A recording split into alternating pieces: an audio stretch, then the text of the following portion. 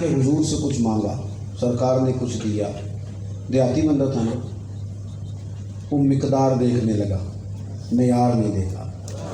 اسے نہیں پتا تھا کہ حضور سے قطرہ ملے تو دریا سے زیادہ ہوتا ہے، اور وہ حجم دیکھ رہا تھا، وزن دیکھ رہا تھا۔ کہنے لگا جی میں تو بڑا سن کے آیا تھا، معاذ اللہ آپ نے کیا دیا؟ قاضی عیاض نے لکھا ہے۔ اچھا، بعض شارحین نے اس حدیث کے تحت یہ بھی لکھا ہے کہ وہ حضور کا تحمل آزما رہا تھا، اس نے تورات میں کچھ چیز سنی پڑی تھی تو وہ آزما رہا تھا ان کا حوصلہ کس طرح۔ بعض میں یہ بھی لکھا ہے، کہنے لگا جناب آپ نے کیا دیا ہے؟ بعض صحابہ کرام علیہم رضوان موجود تھے، بعض نے لکھا حضرت عمر موجود تھے، تلوار نکال لی، بے ادب کی گردن کاٹیں گے۔ حضور نے فرمایا ذرا ٹھہر جاؤ، جلدی نہ کرو۔ حضور گھر لے گئے، جتنا دیا تھا اس سے ڈبل دیا۔ پھر اس کی طرف دیکھا تو آنکھوں میں طلب تھی، پھر حضور نے اور ڈبل کر دیا۔ وہ کیا کسی نے کہا تھا تنگی داماں پہ نہ جا اور بھی کچھ مانگ، آج وہ مائل باتا چل اور بھی کچھ مانگ۔ اور کسی نے کہا تھا دیکھا جو ان کو بانٹتے تو میں نے بھی بڑھ کے شوق سے دستے عطا کے سامنے دستے طلب بڑھا دیا۔ دیکھا جو ان کو بانٹتے تو میں نے بھی بڑھ کے شوق سے دستے عطا کے سامنے دستے طلب بڑھا دیا۔ اللہ اکبر۔ رسول کریم صلی اللہ علیہ وسلم دیتے رہے، بالآخر کہنے لگا حضور اللہ میری طرف سے، میرے خاندان کی طرف سے، سب کی طرف سے آپ کو جزا دے، ایسی سخاوت تو میں نے کبھی دیکھی نہیں۔ حضور نے فرمایا جو بات تم یہاں کر رہے ہو میرے صحابہ کے سامنے بھی کر لو گے؟ اس نے کہا حضور کر دوں گا۔ حضور باہر آئے، فرمایا سنو یہ کیا کہتا ہے۔ وہ کہنے لگا لوگوں زمانہ بڑا دیکھا پر محبوب جیسا کوئی نہیں دیکھا۔ وہ دور بیٹھے گولڑا شریف کی روشنیوں میں پیر مہر علی شاہ بولے، اور آپ دیکھیں پیر صاحب کا انداز بھی کتنا سادہ۔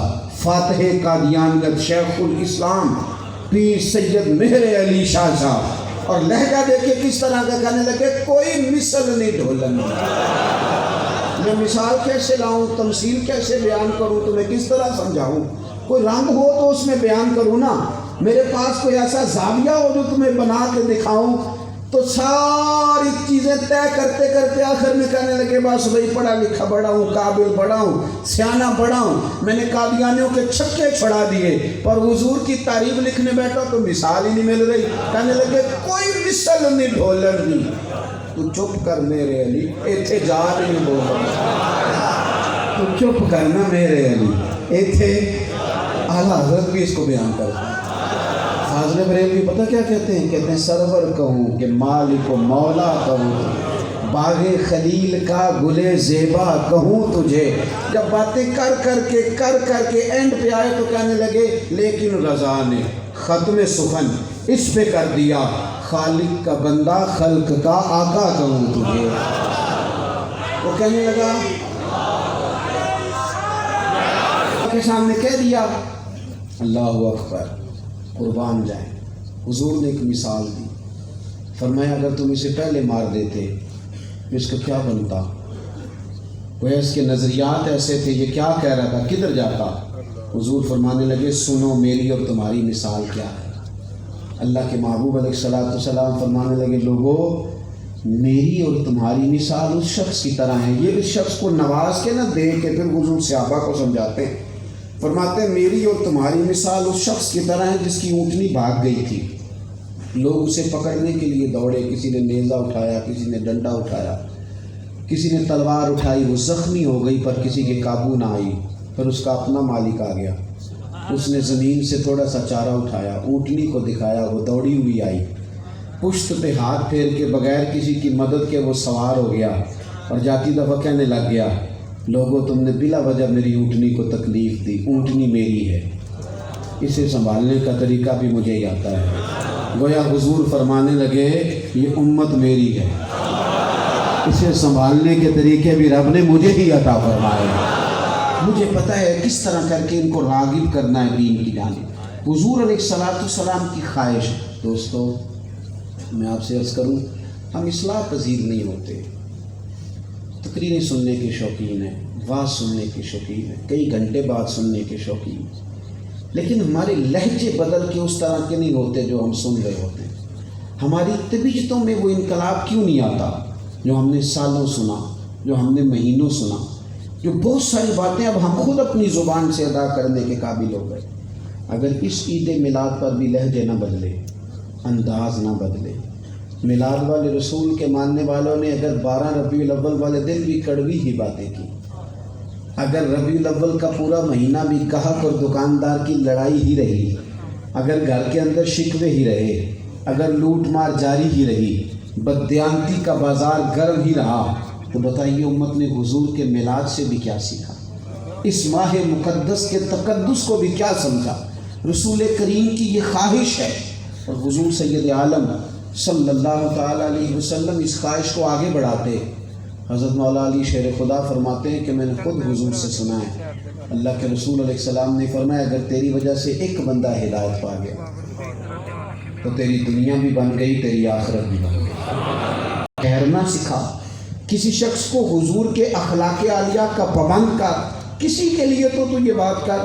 حضرت ابو ہریرہ رضی اللہ تعالیٰ عنہ کے بارے میں حدیث صحیح مسلم میں موجود ہے، فرماتے ہیں میں مسلمان ہو گیا تھا، حضور کی خدمت میں رہتا تھا، ماں پر بڑی کوشش کرتا تھا مسلمان نہیں ہوتی، بار بار میں بات کرتا پر میری اماں سخت جملے، تیرے ختم پکے ہو گئے، ہر نماز میں تیرے لیے دعائیں پکی ہو گئی۔ ابا کامیاب ہو گیا، جس کا باپ بیٹا اس کی زندگی میں قرآن پڑھنے لگا، کامیاب ہو گیا نا وہ باپ جس کا بیٹا اس کی زندگی میں حضور کی نعت پڑھنے لگا، وہ کامیاب ہے وہ شخص جس کی اولاد آداب دین سیکھ گئی۔ اب اس کا صدقہ جاریہ ہو گیا پیچھے سے، اب نظام چل گیا۔ اب احباب ذی وقار حضرت ابو ہریرہ کہتے ہیں اپنی اماں سے کہتا تھا تو سخت بات کرتی، آج پھر اس نے سخت بات کی، میں حضور کی بارگاہ میں حاضر ہوا، یا رسول اللہ میں ماں کو دعوت دین دیتا ہوں، قبول نہیں کرتی، آپ دعائی کر دیں۔ کہتے ہیں حضور نے ہاتھ اٹھائے، اے اللہ ابو ہریرہ کی ماں کو ہدایت دے دے۔ فرماتے ہیں بس حضور نے چہرے پہ پھیرے تھے کہ میں دوڑا گھر کی طرف۔ دوڑا کیوں؟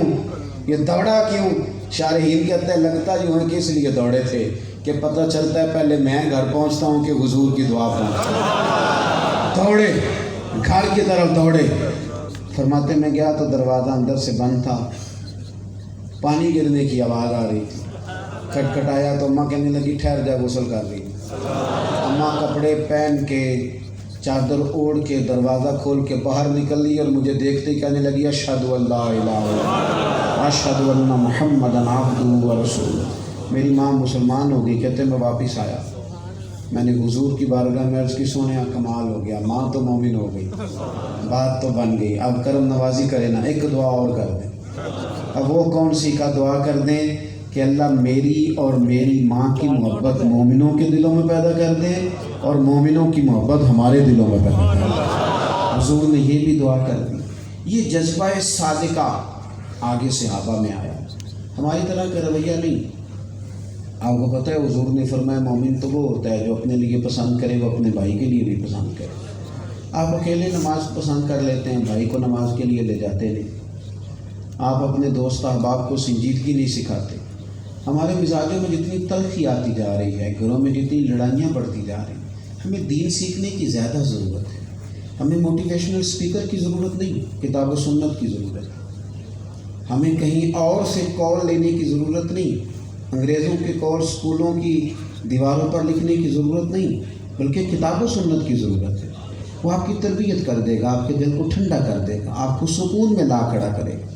جب آپ کا یہ ذہن بن جائے گا نا، آپ کی طبیعت حضرت ام سلیم رضی اللہ تعالیٰ عنہ، حضرت انس بن مالک رضی اللہ تعالیٰ عنہ کی والدہ ہیں، ان کے شوہر انتقال کر گئے تو حضرت ابو طلحہ نے ان کو پیغام نکاح دیا، ابھی کلمہ نہیں پڑھتے تھے۔ تو کہنے لگی نکاح تو میں کر لوں گی پر حق مہر میری مرضی کا ہوگا۔ یہ دنیا کا سب سے انوکھا حق مہر ہے۔ کہا آپ کون سا حق مہر لے گی؟ تو کہنے لگی آپ کلمہ پڑھ کے مسلمان ہو جائیں، یہی میرا حق مہر ہے۔ اس لیے کہ سب سے بڑی خواہش یہ ہے کہ دین میں لوگ داخل ہو جائیں۔ ہم نے کتنی